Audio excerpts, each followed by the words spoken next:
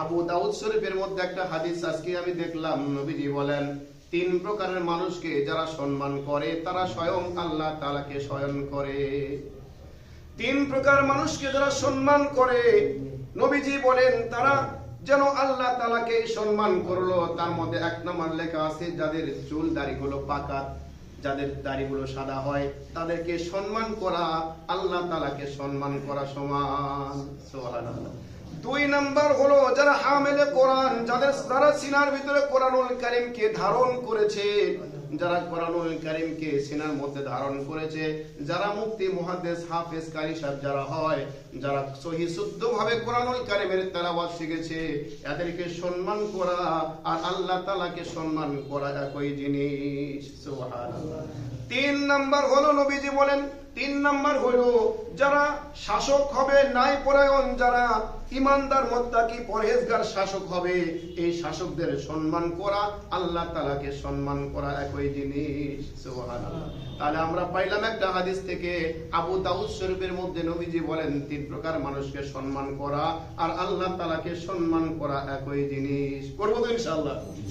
হামেলে কোরআন যারা, ময় মুরব্বি যারা, এবং যারা ন্যায় পরায়ণ বাদশা হবে, ইমানদার মুত্তাকি শাসক যারা হবে, তাদের সম্মান অবশ্যই অবশ্যই আমরা করব ইনশাআল্লাহ।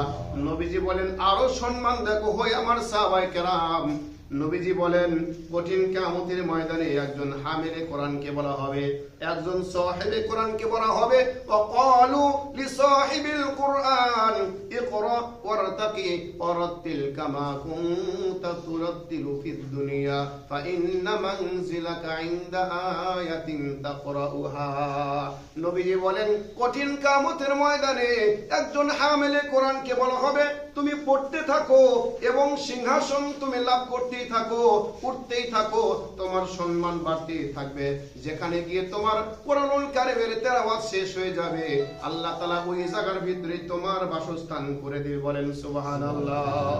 কঠিন কিয়ামতের ময়দানে সাহাবে কোরআনকে আল্লাহ রাব্বুল আলামিন দুইটা কাগজ দিবেন, দুইটা পারমিশন লেটার আল্লাহ তাআলা দান করবেন। একটা দিবেন ডান হাতের মধ্যে, তোমাকে জান্নাতের পারমিশন দেওয়া হইল, আর একটা বাম হাতের মধ্যে দিয়ে বলবে চিরদিন তুমি জান্নাতে থাকবে, তার পারমিশন আমি আল্লাহ দিয়ে দিলাম। সুবহানাল্লাহ। এই জন্য কোরআনুল কারীমের তেলাওয়াত অবশ্যই অবশ্যই আমাদের প্রয়োজন।